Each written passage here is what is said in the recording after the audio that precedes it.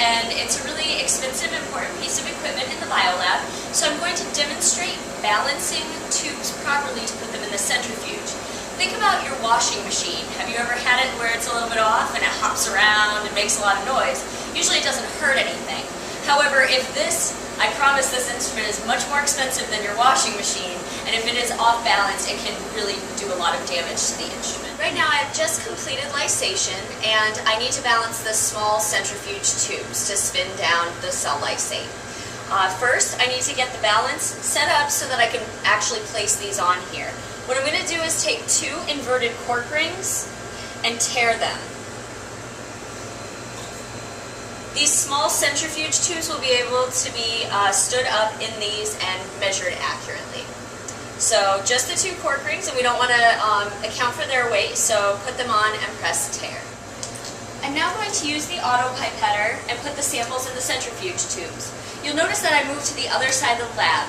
Please never pipette liquids over the balance. If you make a mistake, you'll have a wet balance, and cell culture on a balance is not a nice thing to have to clean up. It can also ruin the balance. So just move over to another area away from the instruments. And pipette your cultures into each tube. 1 culture will go in each tube. When auto-pipetting, always remember not to let the liquid level go too high that it goes up into the top of the auto-pipetter. With the samples ready and pipetted into their respective containers, we now need to place them on the balance. However, everything that goes on opposite sides of the centrifuge must be accounted for, so don't forget the caps as well. We now take the number that we got on the balance, which is 91.49, and divide that by 2, which is 45.75. Now we remove 1 centrifuge tube and cap, and we see that we're at 46.5. So I'm going to have to remove some of this culture and place it here.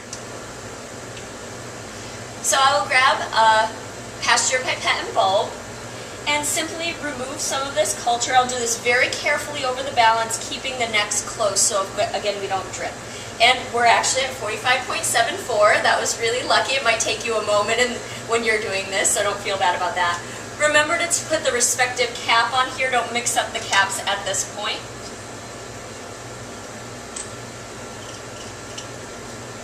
And now these 2 containers are ready to be placed exactly opposite in the centrifuge. Thanks for your attention.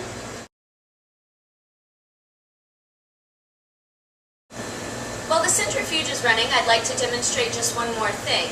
Another time where you need to balance tubes for the centrifuge is during growth and expression when you're pelleting your cell cultures. And this is just a little bit different, so I want to point out everything that you should have on the balance. You notice I've taken off my safety glasses because we don't have any cell cultures around us right now, but when you're dealing with cell cultures, you should be wearing safety glasses. When we're spinning down, we are going to spin down these large Nalgene bottles inside these canisters. So it's important that we take into account the mass of everything. What we need to do is we'll tear the balance to start, and we'll have our liquid cultures poured in here and try to pour them fairly evenly just below this little line here where the jar comes up and constricts at the top.